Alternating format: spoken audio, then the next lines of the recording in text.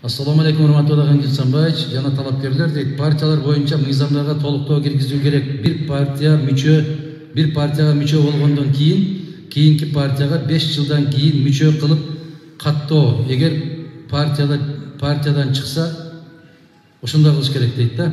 Кыргыз Республикасынын ар бир жаранга тиешелүү мүмкүнбү дейт. Эми ал өзүнүн абийиринде болбосо боло берет экен да. Мына өткөн 1 жыл башта биримдик деп кыйкырып жүргөн кишинин бирөөсүн таппай калабыз азыр көчөдө. А биз кээ бир райондорго барсак 100% биримдик бар экен, күн чыгып атат деп жүрүшкөндө. Азыр жок. Жана айтышты, дагы бир жолу айтам. Жападан жалгыз бүтүн Кыргызстан саясий партиясы атын да затын да өзгөртпөстөн келе атабыз биз. Туруктуулук. Анан дагы бир партия бар экен, ошо атын өзгөртпөй келе атат. Калган партиялардын бирөөсү дагы өткөн шайлоодо жок эле. Бирок алар бар эстүү экен, балдарын башка партияларды ачып, киргизип, ошонун ичине жайлап коюшту. Эртеси күнү ойлоп калыңыздар. Кокуй мунулар баякылар го деп, ошолор эч айырмасы жок. Тек гана чапаны башка болду, көйнөгү башка. Өздөрү эле. Анан кайра менден сурайсыздар да, булар каяктан келип калды? Буларды сиз шайладыңыз дейчи. Буларды биз шайладык. Кантип шайладык? Жездемдин небересинин досу экен. Анан баягы тагамдын бөлөсү болот экен. Же азыр айткандай күйөө балдарыбыз экен. Андай болбойт. Караңыздар, татыктуунун татыктуусу мыктылардын мыктысын. Илгери 95-жылы мен жаш кезден депутат болуп барганда ушундай жогорку кеңеште сөз кеттилер. Депутаттын кандай экенин карап туруп, ошол райондун элинин кандай экенинен баа берсе болот дейтин. Биздин өзгөн районуна башка областтардан, башка райондордон депутат болуп шайлангандар суктануу менен келип биздин чогулуштарга катышып кетишет. Не болгон эл болду экен булар депчи. Мына 95-жылкы президенттик шайлоодо билесиздерби? Абсамат Масаевичке 98% алганбыз ушул жерде. Бул не деген эл деп таң калышкан.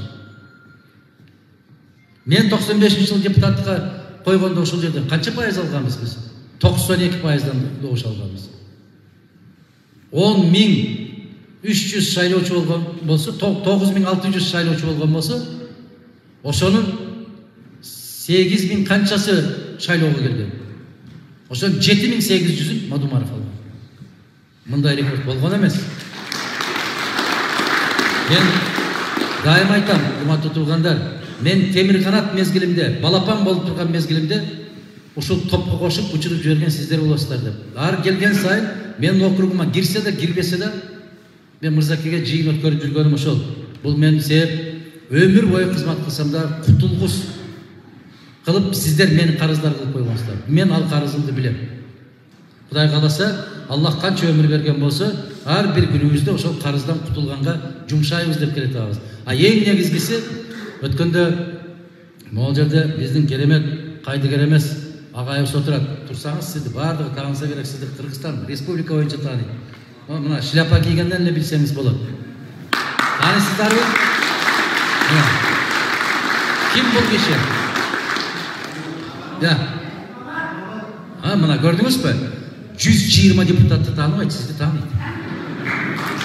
Байкадыңызбы? Калмамат деп ыр жазат, күндө ыр жазат. Ар бир Кыргызстандагы болуп аткан окуяга 4 сап болсо да, 5 сап болсо да ыр жазат. Ошону менен позициясын билдирип жүрөт бул киши. Кайдыгер эмес киши. Ошондо, мына ошондоки кийген чокой, мына ошол эле бойдон жүрөт. Мугалим болуп, сен Мадумаровду колдойсуң деп иштен кетирилген бул кишини дагы. Баракелде, бар болуң, аман болуң. Мына ошол сизге окшогон майтарылгыс позициядан кайтпас. Өткөндө көгөрүп бир жерде калып эмне болду? Курсак ачка. Ошондой болуп чуркап жүргөн. Мына ушундай азамат жигиттерибиз, кыздарыбыз бар биздин. Кудай кааласа, эч качан кем болбойбуз, эч качан бирөөнүн алдына жер карабайбыз. Бар болуң. Аман болуң. Анан ушул кишилер болуп туруктуу боло албастан, ар качан ар кайсы шайлоо болгондо көйнөгүн алмаштыра бергендерге эң туура сунуш берип турсуз, ким жазса дагы ошондой бир чектөө киргизип коюшубуз керек. Негизи өзү улуттук партия деген маселени карашыбыз керек. Мына азыркы депутаттардын bir чакырылыш баштагы bir төраганын орунбасары барып калыптыр Америкага, барып делегация менен отуруп, анан алардан сурап калыптыр да. Силердин парламентиңерде канча партиянын өкүлү бар десе, 2 партия десе, ура, бизде демократия көп экен деп кол чаап бериптир. Америкалыктар түшүнбөй калыптыр. Эмне болду десе, бизде 5 партиянын өкүлү бар, силерде 2 эле турбайбы деп. Америкада 200 жылдан бери 2 эле партия, башка жок. Ал каяктан билсин бечара. Мына ошондой сабатсыздыктан Кудай сактасын. Биз ошондой киргизип коюшубуз керек. Кыргызстанга 300дөн ашык партиянын кажети жок. Партияга болгон талапты көтөрүшүбүз керек, күчөтүшүбүз керек. 94-жылы стихиянын негизинде берилген жер участоктарына жарандарыбыз убагында үй сала албай калган. Эми ошол жер участкаларды ээ боло алабызбы дейт. Эгерде колумузда ошол кагаздар болгон болсо, сөзсүз түрдө аны сизге берип, ал жерге там сала албай калсаңыз, сизден алып коет деген маселе жок да. Ошондой чечим чыккан болсо, түбөлүктүү сиздин жериңиз ал. Эгер кандайдыр бир себептер менен шылуундар азыр көп, bir жакка сатып берген болсо, аны иликтеш керек, караш керек. Ал жер сизге белингөн. Ассаламу алейкум, Адахан Кимсанбаев дейт. 1-2 ноябрь күнү Жапаров климат боюнча конференция частный самолет менен кетти дейт. 16 миллион сом коротуп дейт. Ошол пиар бизге кандай результат алып келди дейт. Аны билбейм мен. Себеп 2 жыл башта ага чейинки президент дагы барып, Нью-Йоркко барып, ассамблеяда сүйлөдү деп, мен ошондо да чыгып айтканмын. Барып bir чашка кофе ичип келип, айланайын Америка менен Кыргызстан ортосундагы байланышты күчөттү. Кызматташтык мындан ары карай уланат. Токтотпойлу. КТР менен ЛТРди 90 канчанчы жыл айттым эле абалар. Сиздердин эсиңизде болсо керек. Карабагыла ден соолукка зыян депчи. Кан басымыңды көтөргөндөн башка балекетке жарабайт. Ал жакта маалымат ала албайсыздар. Анан ушу менчик самолет менен бүтүндөй өлкө башчысынын барышы бул уят маселе. Ошолорго көз каранды болуп, ошолорго тыйын төлөп барып келиш бул өтө чоң маселе. Мына ушундай самолет менен бара коём деп Молдовада же башка мамлекеттерде бирөөнүн самолетуна отура коюп, канча президент, премьер-министрлер кызматтан кетип бартат. А биздикине болсо азамат жигит экен. Анан барып сүрөткө чыгып коелучу деп момундай болуп сүрөткө чыгып койсо, эки өлкө ортосундагы кызматташуу жөнүндө сөз болду деп, эмне туруп эле сүйлөшө койду. Же котормочу болбосо. Эмнени сүйлөштү? Ал ушундай нерселерди жакшы көрөт, момундай телефон дегендерди, планшет деген. Чыкса эле бүткө. Мен эмне алып келерин билбейм. Эмне пайда табарын да билбейм. Россия менен Кытай барган жок дейт. Жапаров эмнеге барды? Аны өзүнөн сураш керек, же белки досу айтып берер.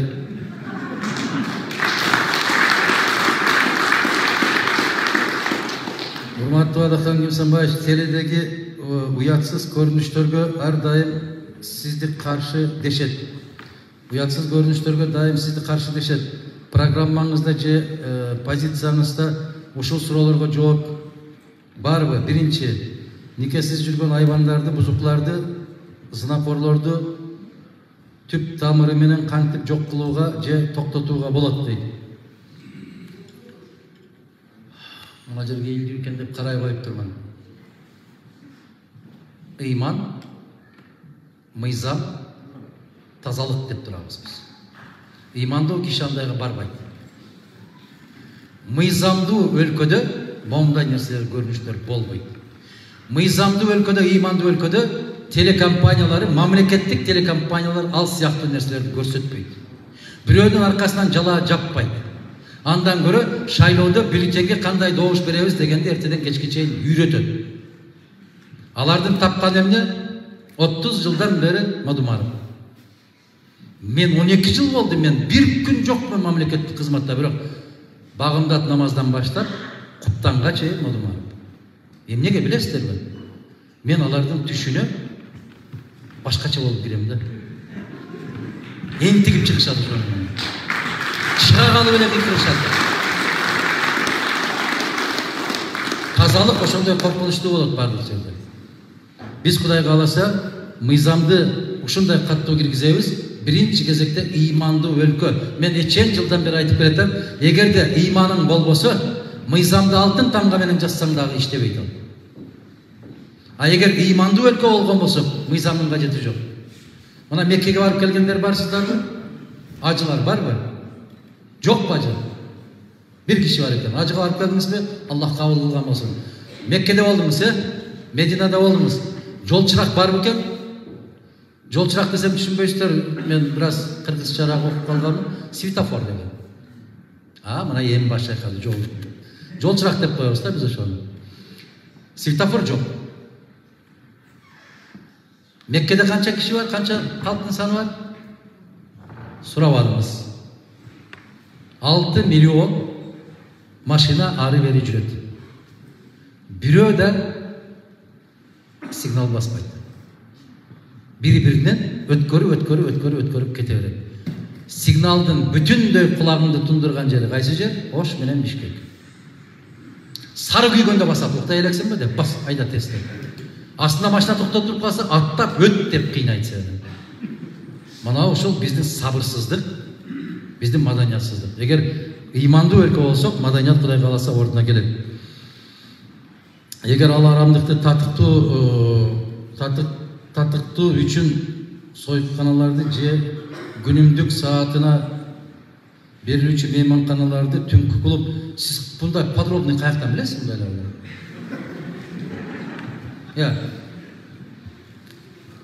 Кайсынуларды ушул сыяктуу арам ишканаларды анын казынага төгүп жаткан бир аз салыгына көз жумуп жаап салууга болобу дейт. Бир киши айттыбы алардыкы казинонуку алайраак болсо керек деп. Айтты го. Мунун ким демиш айтты? Мына ошол сиз айтып аткан маселенин баардыгы ошол ыймансыздыктан, маданиятсыздыктан, өлкөдө тартиптин жоктугунун кесепетинен болуп аткан нерселер ушулар. Аллах насип кылса, бир аз токтондук азыр. Эми өзүбүздөн өзүбүз токтойбуз. Эсиңиздерде барбы 80-жылдары? Каяктан бар 80-жылдары жерде аксакалдар билбесе, 80-жылдары видеофильм деп жертөлөнүн ичинде көрсөтчүлөр. Мына астында, үйлөрдүн астында бекинип барып, ой 10 сом таап алган киши кандай бактылуу эле? 10 рубльдан коёбу эле? Кирип ошол Джеки Чанды, Ван Дамды көрүп чыгат элек, Чак Норристерди. Анан ушунчалык кезекке туруп калат элек. Азыр айналайын, барсаң ошол жерден чай берем десең да барбайсызбы? Неге көрүп жүрдүк ошол кинолорду билбейм. Ошондой болуп, азыр бул дагы өзүнөн өзү токтой турган заманга келе атабыз деп ойлойм. Илгери ЗАГСка чыкканда 20 машина менен чыксак, азыр 4 менен чыгып атпайбызбы? Ал деле көп. Өз негизи чыкпай коюш керек. Ошо аксакалдарды чакырып эле 20-30 кишини чакырып, катма окуп, бата кылып, дуа кылып койгон болсо, бүттү ошону менен. Бир козу менен үйлөндү. Мына авам болсо, жакында баласын үйлөндү окшойт, болсун ошого жеткирсин. Сиз Кудай буйруп парламентке барып калсаңыз, биринчи кайсы жумуштан баштайсыз? Дал ушул сиз айтып аткан жумуштан баштайсыз, тартиптен. Тартиптен ушул бардык нерсенин башаты тартип. Сиз азыркы учурда кайсы саясатчыны баалайсыз дейт. Мен баалаган саясатчылардан ушул жерде отурушат мына. Ушул кишилерди сыйлаганым үчүн, баалаганым үчүн ушулар менен чолго баратабыз. Ассаламу алейкум Адақан агай, менин суроом сизди куршап айлы колдобойбуз, бизге эч нерсе кылган эмес, канча бийликке келсе да бир жакшылык кылган жок деп жатат, ушуга көз карашыңыз кандай деп. Демек мен аябай туура иш кылган экенмин. Абдан туура иш кылган экенмин. Мен куршаптыкмын деп кээ бир азаматтарга окшоп ушул жердин кулунумун деп атабайм. Мен кыргыздын кулунумун. Мен Кыргызстанга кызмат кылам. Мен айылыма эмес, мен ошол бүтүндөй өлкөмө кызмат кылам. Өлкөм тынч болсо, менин айылым тынч болот. Ошол. Өлкөм ток болсо, анан менин айылым ток болот. Жалгыз айыл ток болуп калгандар ыйлап аткан болсо, ошол айыл тынч жашайбы? Эч качан андай болбойт. Мына Өзбекстан президенти Раматылык Каримов айтпады эле. Кошунабыз канчалык тынч болсо биз дагы тынч болобуз дегендей. Жок, бул Каримовдун сөзү эмес. Бул 1,5 миң жыл баштагы ислам маданиятындагы, ислам шариятындагы шарт ушундай болот. Себеп кошунанын акысы бар дейт. 3 акысы бар билесиздер. Ошондуктан мына нерсе айтылган болсо абдан туура кылып турмун. Мен сыймыктанам ушуга. Кээдилер айтат өзүнүн бир тууганына таанысаңыздар керек, мен Напсатар деген укам бар. Ошо өзүнүн бир тууган укасына дейт, звание алып берген жок дейт. Мен эмне үчүн алып беришим керек? Мен эмнеге алып беришим керек? Районго начальник кылып койсо болот эле деп айтат. Андай болбойт. Болгон эмес, болбойт. Биздин үйдө андай тарбия жок. Агаңсың, укаңсың дейт. Азыркылар эле кыйын чыгышты. Агасы жежеси бир жерге барып калса эле, жездеси бир жерге барып калса, баары эле гений болуп чыга калат. Козу карында өсүп чыгышат. Бул арамдык, туугандар. Андай болбойт. Болушу мүмкүн эмес. Исхак Абсаматович жана Ош шаарында жооп берип атып, суроосуна жооп берип атып айтты эле. Мени инспектор кылып жиберебиз деп койсо дейт, атама бардым эле дейт. Ата мен ушул жака сен бул киши каттуураак айтты, бир нерсени жепсиң деп айтты дейт. Барбайсың дейт. Мана чыныгы өлкө үчүн, элим үчүн, жерим үчүн деген жетекчилер ушундай болгон. Сталинди карап көрүңүздөр. Курманжандын атканын карап көрүңүздөр. Мен мына ошол Абсамат Масаличтин үйүндө көп жолу болдум, көп жолу кондум. Таң атканча сүйлөшүп жаткан учурлар болду. Ушул киши Кыргызстандын жетекчиси болуп олтуруп, отпускага алып, үйүнө келип, өзү ылайды чылап, самандан сээп, ошону тебелеп бышырып, атасынын үйүн өзү шыбаган экен. Кыргызстандын жетекчиси өзү келип отпускада шыбап атат. Көрдүңүздөрбү? Ошондо бирөөлөр жагынайын деген болсо керек да. Абсамат Масаличтин бир тууганын райондук гезитке башкы редактор кыла коюптур. Аны билип алып, угуп алып Абсамат Масалич аябай жаман каттуу капа болуп, кет кызматтан алып тапшыр дептир. Көрдүңүздөрбү? Болбосо Абсамат Масаличке чейин ошол гезитте иштеп жүргөн журналист киши. Кет башкы редактор болбой эле кой деп. Азыркылар эмне кылып атат? Айнай. Алар калып ушу үкөлөр, акалар, башкалар башкарып, кудалар башкарып кетип атпайбы? Мына ушуну менен биздин пейилибиз кеткен. Биз ошону менен ирип, ошону менен чирип баратабыз. Караңыздар. Салыштырмалуулукка алыска кетпейли. Мына Абсамат Масаличтин байичеси абдан бир мыкты, эч жерде көрүнбөгөн бир киши эле. Биз көп сүйлөштүк. Аксакал бар кезинде, аксакал кеткенден кийин мына ошол бир окуяны айтып берейин. Жана айттым эле, телефондон көрсөңүздөр керек эле. Ошол Кыргызстандын жетекчисинин жубайы 2 сетканы көтөрүп алып Ош базарына сабыз пияз алганы барып, ошону көтөрө албай келатса, шопуру көрүп калып, Абсамат Масалич шопуру. Токтой калган экен орус киши. Хозяйка, давайте сюда, хозяйка деп эмне кылса, айтат дейт, кет эле кет деп кыйкырдым дейт. Тез кет деп. Эмнеге? Келиңиз жеткирип коеюн десе, ошол эжебиз айткан экен.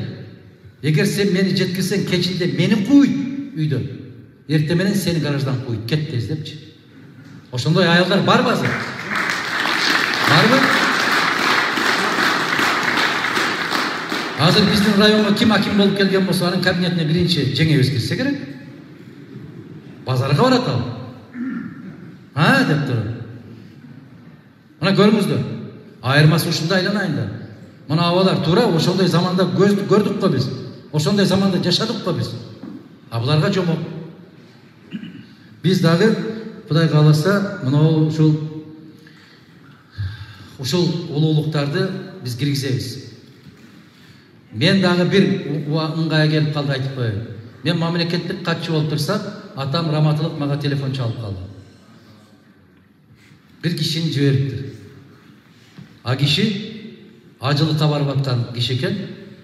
Менин атамды суранышыптыр. Сиз тажрыйбалуу кишисиз, ийне жибине чейин билесиз, ажыга барып келген кишисиз, бизге ажы башчы болуп барып бериңиз деп. Мен көп эстейм ушул окуяны. Өтө көп эстейт. Кээде ушундай өзүм капа болгонумда жүрөгүм мыжыгып кетет. Ушунчалык кыйналып кетем. Ата барбайсыз деди. Неге дейт? Сөз болобуз деди. Барып келдиңиз, эгерде азыр дагы сизди мүмкүн бир башка максатта жиберип аткан болор. Барбайсыз деди. Атама чексиз ыраазымын. Аллах барган ажылыгын кабыл кылган болсун, эки дүйнө рахатын берип, ошол жерде да сүйүктүү кулу кылып, Пайгамбарыбыз саллаллаху алейхи вассаламга кошуна болушту насип эткен болсун апам экөөнү. Мен ушинтип токтотуп койдум эле. Азыркы жетекчилерди карап көргүлө айланайында. Сиз алар менен эмес, сизге өзүнчө самолет менен барышыңыз керек деп чыгышы мүмкүн эле. Мына бизди ата-энебиз ушундай кылып тарбиялаган. Мына бул киши Исхак Саматович айтып атпайбы? Мага бир өтүк оңдой турган же бир нан сата турган бир киоскка таштап кеткен эмес деп. Фамилиясын таштап кетти, атын таштап кетти, тарбиясын таштап кетти, дүйнөлүк акча алды.